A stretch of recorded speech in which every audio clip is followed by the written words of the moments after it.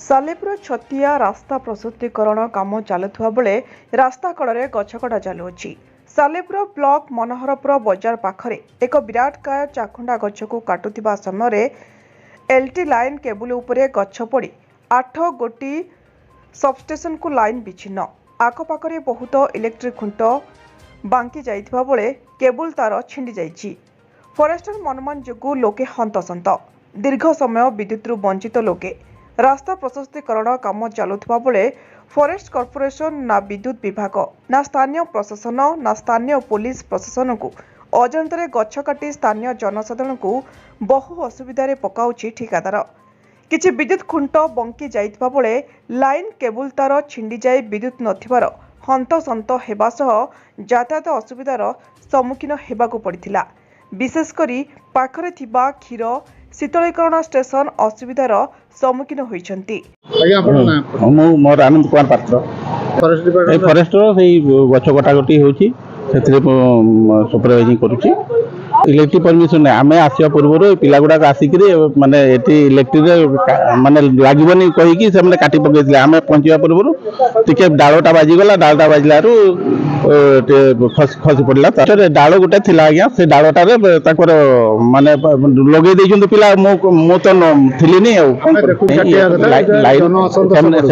Safety safety जिन सब दिखाई safety पिंधुंट किंतु एटा जो काटिले माने बाय चांस भूल रे ये पड़ी जाइछि बोली कि मते कहले मु आसी पहुंचला माने कहउचंदी जे आपण फॉरेस्ट कॉर्पोरेशन न नहीं नहीं सेमती मनमानी रे कोनसी काम होबो के कोनसी मनमानी रे कोनसी ऑर्डर नाही कि किछि नाही जे आपण सेमती गछ काटि नहीं गछ काटे एई मु देखुछि चिट्ठी अछि गछ काटि आ चिट्ठी अछि किंतु इलेक्ट्रिक वाला नहीं थाना वाला इलेक्ट्रिक वाला को एटा माने ताको चिट्ठी करा है किंतु इन्फॉर्म करा है जे आज कटा हबो कि कोन हबो बोली कि किंतु एमाने पिला गुडा आसी कि एठी आपण संपछंदी आज्ञा पिला माने पिला माने आपण करू ना हां पिला माने आपण निजे दाई अछन दाई सर आपका नाम?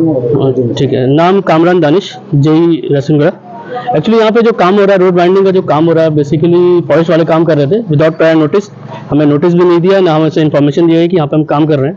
तो एक तरह से इलीगली काम हो रहा है। इसकी वजह से हमारा नेटवर्क डैमेज हुआ है, 2-3 फोल्ड डैमेज हुआ है। देखते हैं इसको जल्दी से जल्दी इसको रेक्टिफाई करेंगे रिस्टोर। एक्चुअली जब ये काम कर रहे हैं बेसिकली जो काम रोड वाइंडिंग का काम हो रहा है फर्स्ट ऑफ ऑल जो भी कंसर्न इलेक्ट्रिक ऑफिस है या जो भी कोई डिपार्टमेंट उसको बताना चाहिए, नोटिस करना चाहिए कि फिर हम देखेंगे कि उसको रिमूव करना है या उसको शिफ्ट करना है, उसके बाद करें तो वो बेहतर होगा। क्योंकि अभी लाइन तो पूरा डेड है, अभी सप्लाई नहीं है तो लोगों को प्रॉब्लम होगी।